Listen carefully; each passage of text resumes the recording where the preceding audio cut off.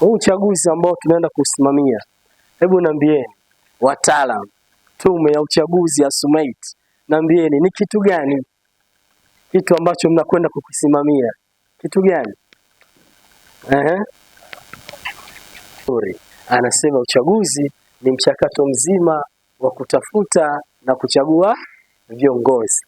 Mwingine nani ataongezea? Pengine kuna kitu anataka akiongeze kidogo, nani ataongezea? Huu uchaguzi tunaoenda kuusimamia, maana nimeambiwa hii ni tume huru Sasa huu uchaguzi ambao tunaenda kuusimamia ni kitu gani hasa? Mwingine nani atajaribu? Pengine mtu anawaza mambo kibao. Sasa nakubaliana na maana ambaye kaitoa kwamba uchaguzi ni mchakato, si ndio? Lakini tunaongezea vitu tu kidogo ili tuzidi kupata uelewa. Jamani, uchaguzi ni utaratibu au mchakato kama alivyosema yule kijana, rasmi wa kidemokrasia unaoendeshwa kwa mujibu wa sheria, kuwawezesha wananchi kufanya maamuzi kwa njia ya kuwapigia kura, kuwachagua wanaowataka kwa ajili ya kuongoza kwa kipindi maalum. Hii maana yote, hii mbwembwe hizi zote za hii maana ya uchaguzi, kitu ambacho nataka tufahamu ni vitu viwili hapa.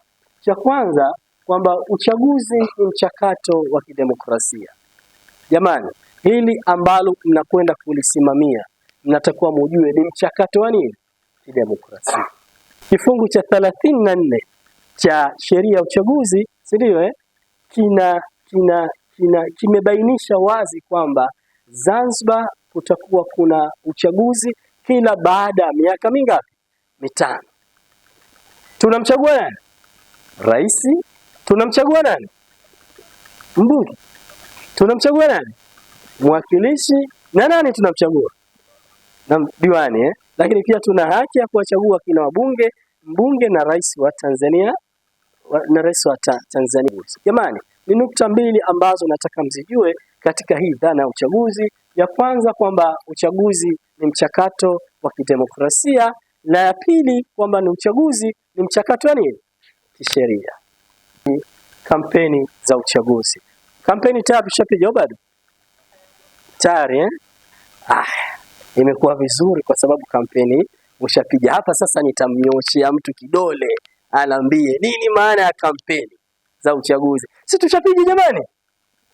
Nini maana ya kampeni za uchaguzi? Hebu mmoja awakoe wenzake. Si lazima tena nikaja mnyoshia mmoja hapa akaanza kumunyamunya. Hebu mmoja awakoe wenzake. Ni nini hizi kampeni za uchaguzi? Kampeni za uchaguzi ni utaratibu wa mgombea au wakala wake kupata muda wa kutangaza sera zake kwa wapiga kura ili kujadiliwa na kuzingatiwa na hatimaye kumwezesha kuchaguliwa au kutochaguliwa. Jamani, kampeni za uchaguzi ni utaratibu wa mgombea kunadi zile sera zake. Kwa vile mmeniambia kwamba tayari nyinyi mshafanya hizo kampeni, matumaini yangu kwamba wagombea tayari washamwaga sera zao. Si ndio? Sasa hebu niambieni, katika huko kumwaga sera zao, mmeona watu wakipiga kampeni wanapata faida gani? Faida ya kampeni ni ipi? Hebu niambieni. Akifika hapa atachaniwa hizi karatasi za kura. Atachaniwa karatasi za kura 3. Ipi na ipi na ipi? Ataanza ya rais, atakuja nani? Atakuja mwakilishi, then anamalizia nani? Diwani. Atamkabidhi zile karatasi mpiga kura. Mpiga kura ataelekezwa wapi akazifanyia kazi hizo karatasi. Kwa hivyo mpiga kura ataenda kwenye kituturi. Kwenye nini? Ambao hapa kituturi chetu ni hichi hapa. Naomba niweke hapa. Kituturi chetu hichi. Hichi kinatakiwa kikae maeneo haya ambapo hata ukipiga kura hapa hakuna mtu ambaye anafanya nini? Anakuona.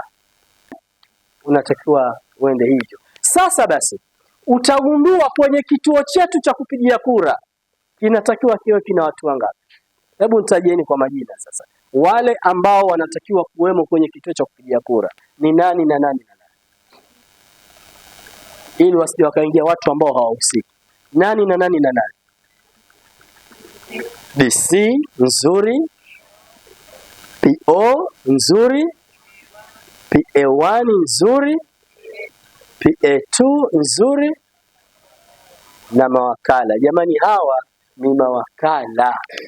Hapa pana mawakala wa vyama tofauti. Ndio maana nakwambia huu mchakato kuibua ni ngumu, na maana yake mkiweka structure hii ni structure ambayo kila mmoja anaona kinafanya kinachofanyika. Baada ya hapo naomba ni malize. Ni afisa uchaguzi wa wilaya ya Magharibi.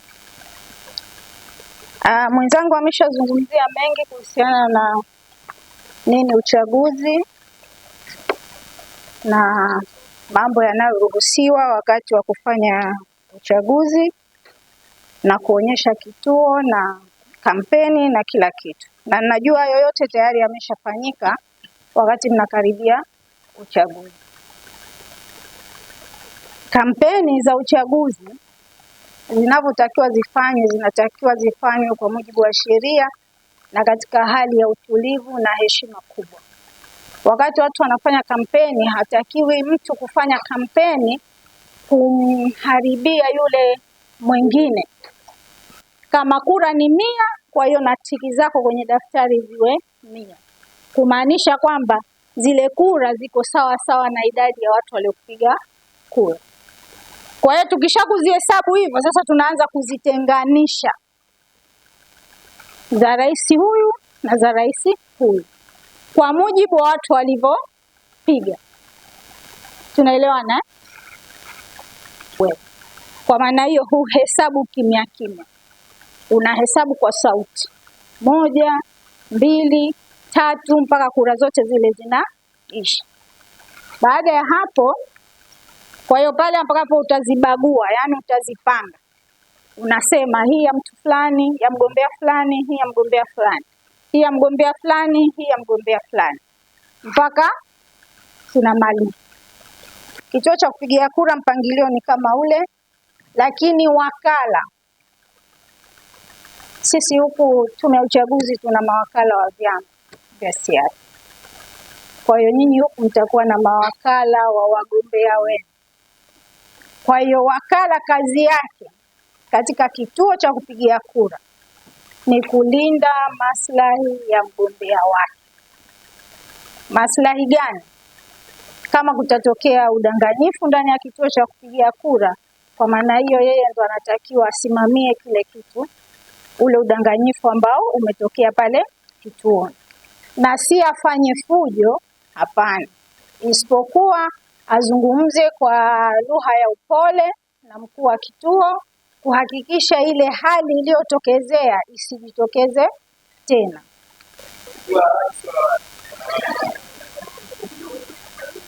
Iko nje ya box? Hebu tuone.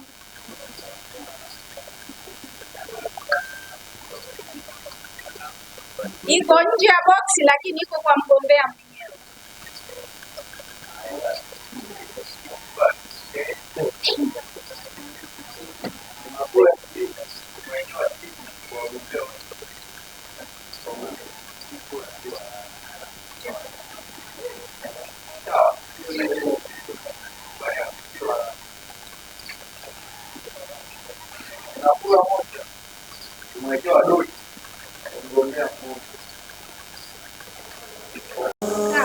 Kwa hiyo kura ni halali. Wanaosema sio halali. Umesema halali kwa sababu gani? Kwa sababu hii sehemu ya B katika tiki inaingia katika upande wa mgombea mmoja. Unaiona? Unaiona? Ni sahihi. Hata kama wewe pia utazidi wakati hii iko kwa mgombea. Hiyo kura ni Sasa swali langu liko hapa, ni nani anayehusika kwenye wale watu wa tume kwenye kile chumba anayemruhusu kuingia? kuingia, na vipi wengine wanaweza wakapata taarifa ili waweze kumfahamu, ili kuepusha disturbance na interference katika chumba chako. Kuja duniani ukinihangaikia, asubuhi na jioni, kwa maradhi na afya, atakuhifadhi manani, daima nitakuombea, akupe nyingi imani. Tolea kuja kutupa elimu, lakini pia ni washukuru wasimamizi kwa kusikiliza vizuri, kwa kuelewa. Ninaamini hayo yote ambayo mmeyasikia mtayafanyia kazi. Asanteni madam. Kama mnaweza kubaki na sisi, mnaweza mkaendelea kubaki. Kama kuna ratiba nyingine pia mnaweza mkaendelea, lakini tunahitaji tuwe serious sana kwenye hilo zoezi.